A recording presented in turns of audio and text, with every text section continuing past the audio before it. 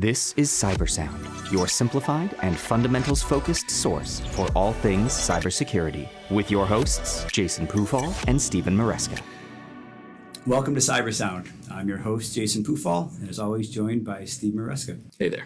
So today, we're going to talk a little bit about those basic security must-haves. And I think where we normally focus on, say, information security, where it's more specific to business environments, I think we're going to spend some time on what you can do at home, personally, just to be more secure as an individual. We debated a little bit about whether or not this would be appropriate for what we're trying to do in terms of a theme here, but the reality is everything that you do when you're at home is relatable or applicable to the office environment. The generalized concepts are the same. Frankly, a lot of the techniques are the same. You might have the luxury of having an IT company or IT provider that's actually helping you accomplish some of this stuff in the business, but good practices at home translate to good practices at your place of business. And the other way right around. You want to do some of the things at home that you do at the office. So I think we'll probably, frankly, run through a little bit of almost a laundry list of smart things to do at home. Some we'll cover a little bit more detail maybe than others. No particular order. I have no preference with when we start first, so I don't know if there's anything you want to tackle, Steve. Well, so let's talk about it in general. People think of what they do at home as somehow a bit more protected or a bit safer. It's a place of relaxation. It's a place you go to get away from the day-to-day. For many people, that means not having to log in every 15 minutes or hour or anything of that sort. It's comfortable. And sometimes that comfort is a problem, especially if you've ever lost data or had your system needing intervention or repair. I think that's really the framing. So it's funny you talking about comfort, right? I think we will talk in the future about that blurred line between the workplace and home, and how do you actually now be a remote employee where maybe your home was your sanctuary or now it's your office too.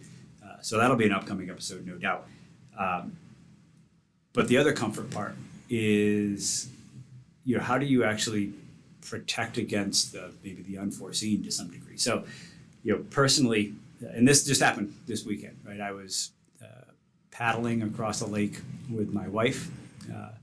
My son thought it'd be a great idea to try to jump in the canoe while we were moving. He was jumping off of a raft. Immediately capsized us. It wasn't dangerous. It wasn't that deep where we were. But my wife had her phone. Phone is still at the bottom of the lake. And inconvenience aside, right? Because it's a pain just in general to go and have to replace your phone.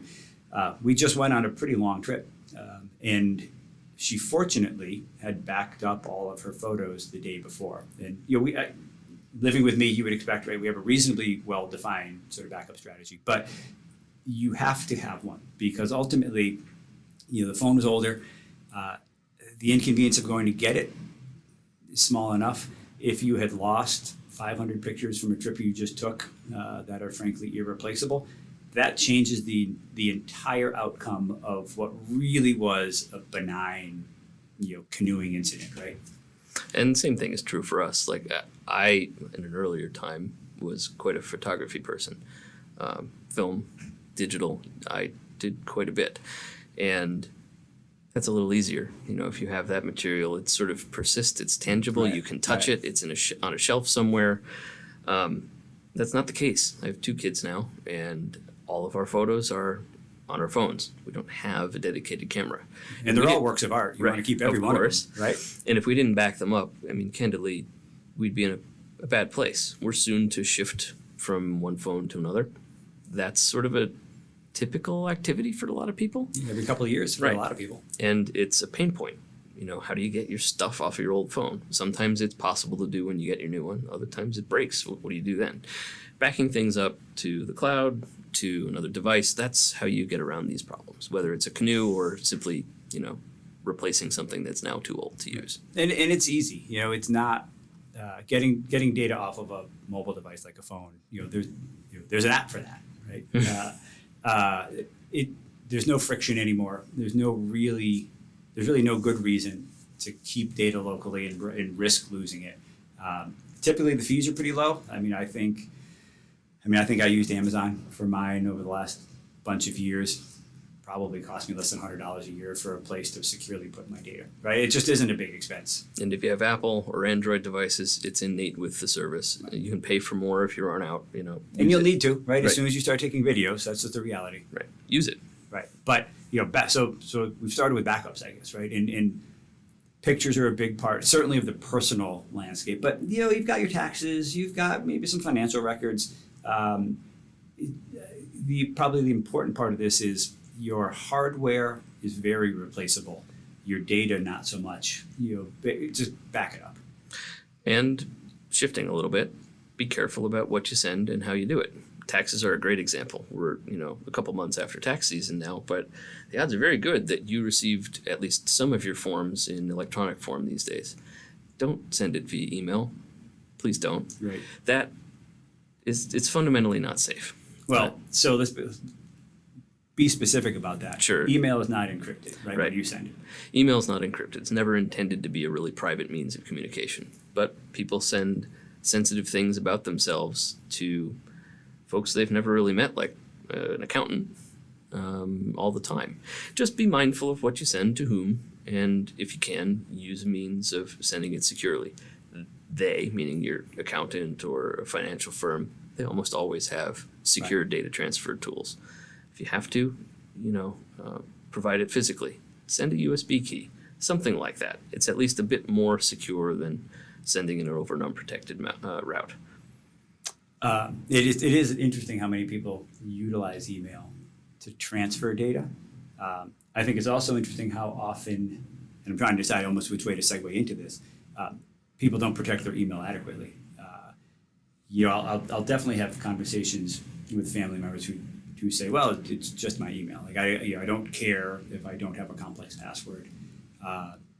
My counter argument to that would be email arguably is one of the most important places where it's sort of inexorably linked to the password reset chain, right? So if you don't protect your email, in a way, you're really opening up exposure to almost any service that you have. Right. It's a gateway to your bank, to your retirement funds, to your, podcast provider. You name it. It's how you access those platforms. And if you're an attacker and you can get into email, you have access to everything else. Every service. You can change the password for basically every single service.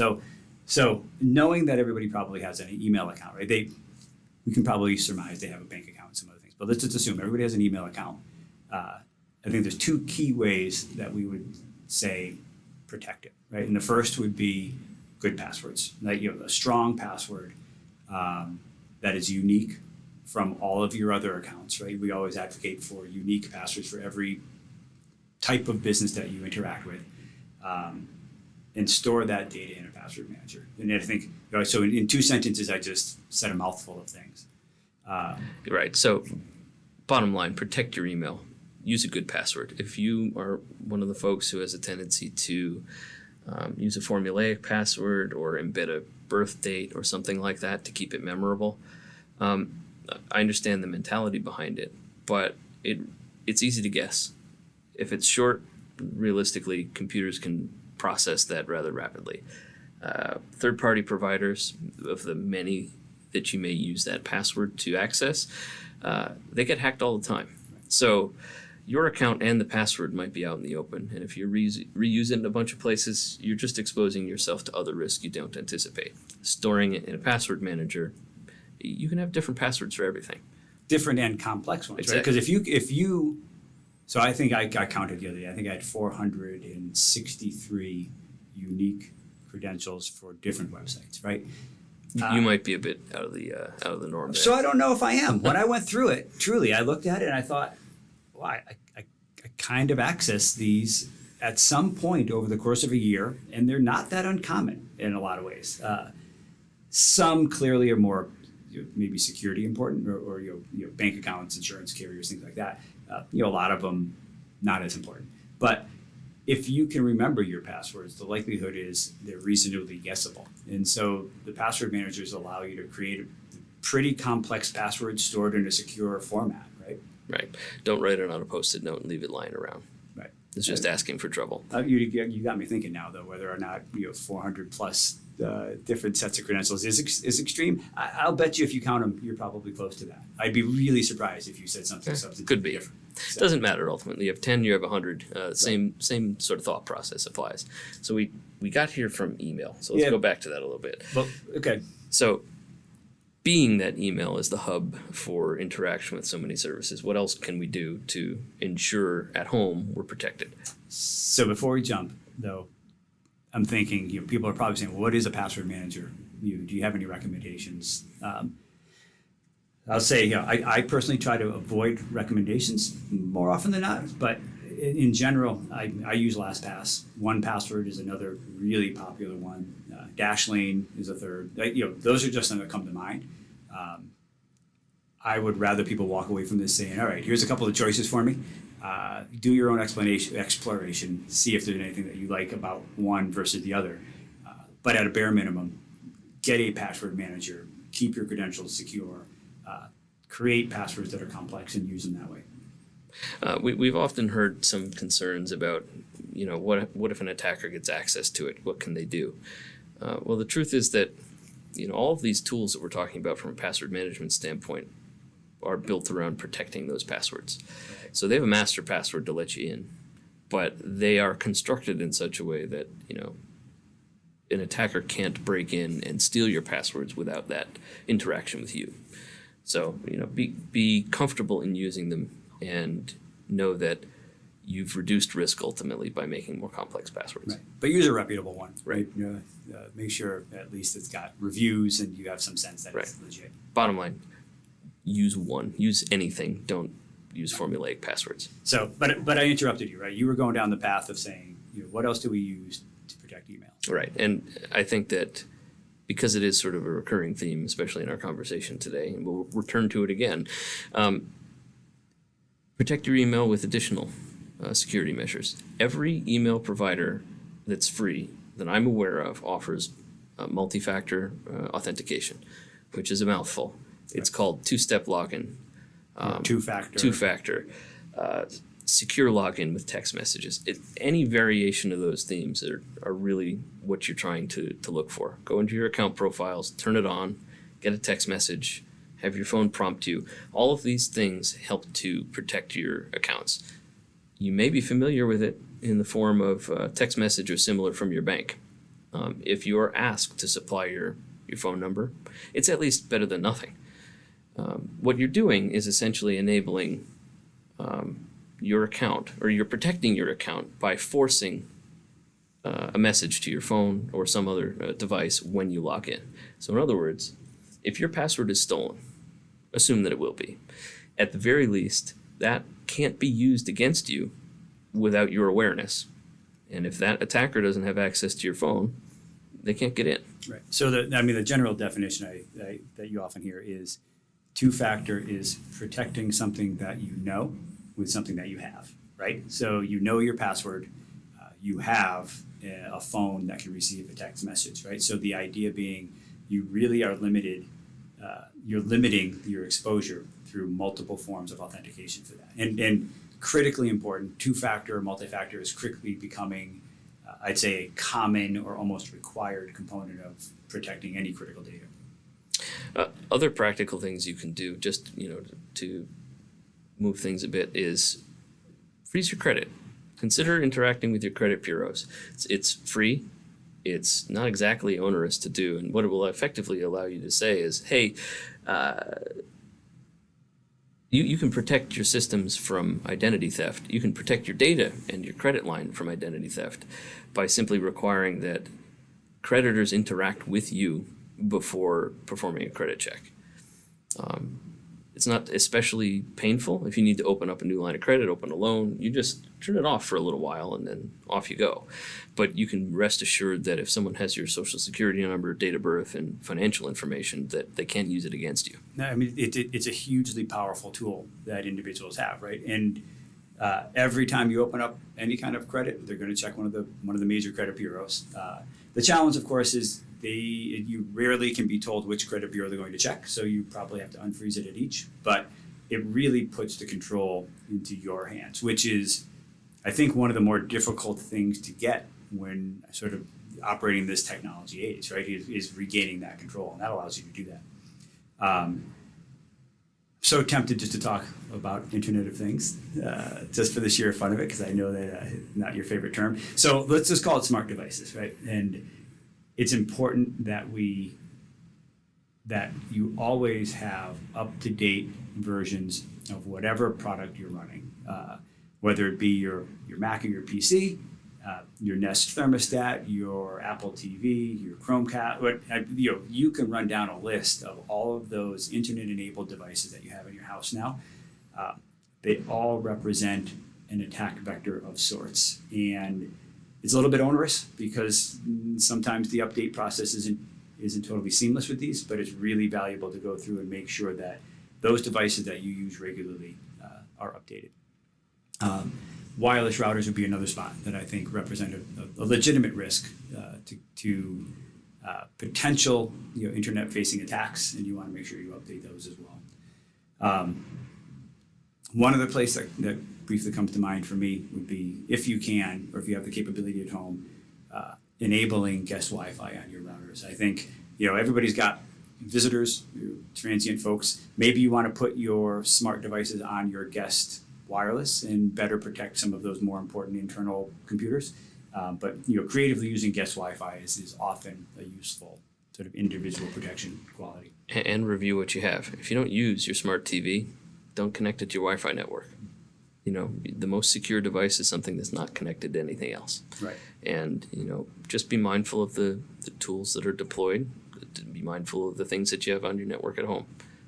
So all the conversation we're having here are in more generalized terms as things that we would talk about with business customers, right? If we were sitting with a business, we'd say, make sure you do a data flow diagram, make sure you do a data inventory, make sure you patch, right? The terminology might be slightly different. The scale and sort of breadth that you might attack some of these problems is going to be different. But at the root of it, everybody needs to have good passwords. You really want to use two-factor. In my opinion, there's really nothing more important than backing your data up and ensuring that you've got reliable secondary copies. I love that you brought up freeze for your credit, because I think that's such a valuable financial tool. You do all of those, and I think you'll find yourself in quite a good position at home. And as always, be mindful of what you're doing, what you're using, and how you interact with data and devices. If you do that, you'll at least detect something that's likely to impact you before it does. So one thing we didn't talk about is phishing, and actually I intentionally want to avoid diving in that today because I believe that's really a topic on its own. But when thinking about phishing, and mindfulness is what brought that to mind for me. You want to pay attention to the email that you get, and you want to really feel confident you're getting it from people that you know. I think we'll spend a bunch of time in an upcoming episode around phishing detection and how you can sort of better understand what's legitimate, versus what's fraudulent, and we'll spend some time on that. But take advantage of some of these tips. Protect yourself better at home. The skills and the routines that you develop there will translate into the workplace and provide a better sort of work/life balance to some degree. And with that, as always, we'd like to thank you for listening, and we truly hope that you got some value out of this. Thank you. Stay vigilant. Stay resilient. This has been Cyber Sound.